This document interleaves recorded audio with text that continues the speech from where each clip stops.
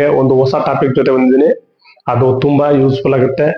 ಯಾರು ನಿರುದ್ಯೋಗಿಗಳಿದ್ದಾರೆ ಅವ್ರಿಗೆ ತುಂಬಾ ಅನುಕೂಲ ಆಗುತ್ತೆ. ಮತ್ತೆ ಮನೇಲಿ ಕೆಲಸ ಇಲ್ಲ ಅಂತ ನಿಂತಿರ್ತಾರೆ ನೋಡಿ, PUC ಡಿಗ್ರಿ ಆಗಿ ಅವ್ರು ಯೋಚನೆ ಮಾಡೋ ಪರಿಸ್ಥಿತಿಯಲ್ಲಿ ಯೋಚನೆ ಮಾಡೋ ಆಗಿಲ್ಲ.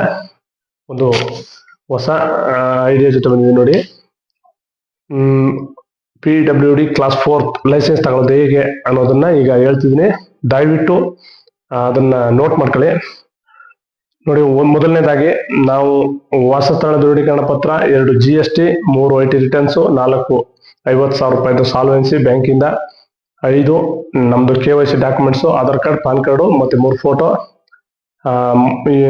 ನೆಕ್ಸ್ಟ್ ಮುಚ್ಚಳಿಕೆ ಪತ್ರ ಅಂತ ಅಲ್ಲಿ ಕೊಡ್ತಾರೆ, ಎಲ್ಲಿ PWD ಆಫೀಸಲ್ಲಿ. ಅದನ್ನ ತಗೊಂಡು ನೀವು 100 ರೂಪಾಯಿದು ಅಗ್ರಿಮೆಂಟ್ ಪೇಪರ್ಲಿ ಅದನ್ನ ಬರ್ಕೊಟ್ಬಿಟ್ಟು ಸಿಗ್ನೇಚರ್ ಹಾಕಿ ಕೊಡ್ಬೇಕು.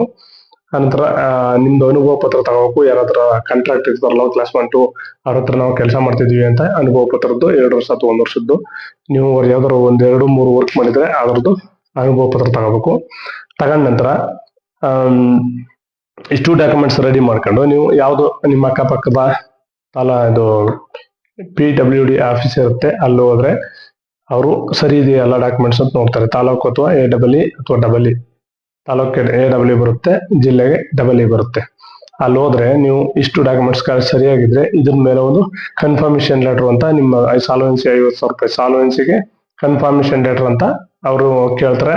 ನಿಮ್ಗೆ ಒಂದು ಲೆಟರ್ ಕೊಡ್ತಾರೆ, ತಗೊಂಡು ಬ್ಯಾಂಕಲ್ಲಿ ಕೊಟ್ರೆ ಅದು ಮತ್ತೆ ಅವ್ರು ಕನ್ಫರ್ಮ್ ಮಾಡ್ತಾರೆ 50,000 ರೂಪಾಯಿ ನಾವು ಸಾಲ್ವೆನ್ಸಿ ಕೊಟ್ಟಿದೀವಿ ಅಂತ.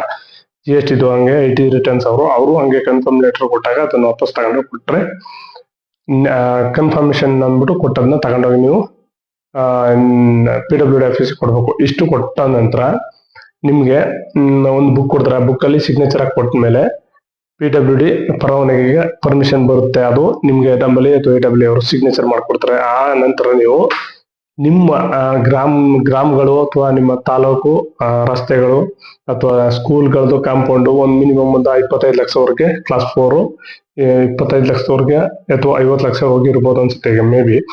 ಅಷ್ಟುವರೆಗೆ ನೀವು ವರ್ಕ್ ಮಾಡಿಸ್ಬೋದು.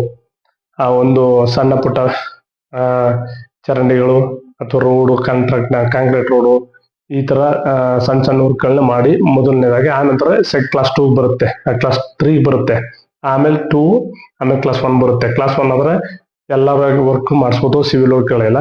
ಈಗ ಸದ್ಯ ಕ್ಲಾಸ್ 4 ಅಲ್ಲಿ ಮೊದಲು ನಾವು ಕೆಲಸ ಇಲ್ಲ ಅನ್ನೋದಕ್ಕಿಂತ ಬೆಸ್ಟ್ ಅನ್ಕೋತೀನಿ ನಾನು. ಯಾಕಂದ್ರೆ ಗ್ರಾಮ ಪಂಚಾಯತಿಗಳಿಗೆ ಸಾಕಷ್ಟು ಅನುದಾನಗಳು ಬರ್ತಿದೆಯಲ್ಲ, ಅದನ್ನ ನೋಡ್ಕೊಂಡು ಮಾಡ್ಕೋಬಹುದು ಆರಾಮಾಗ.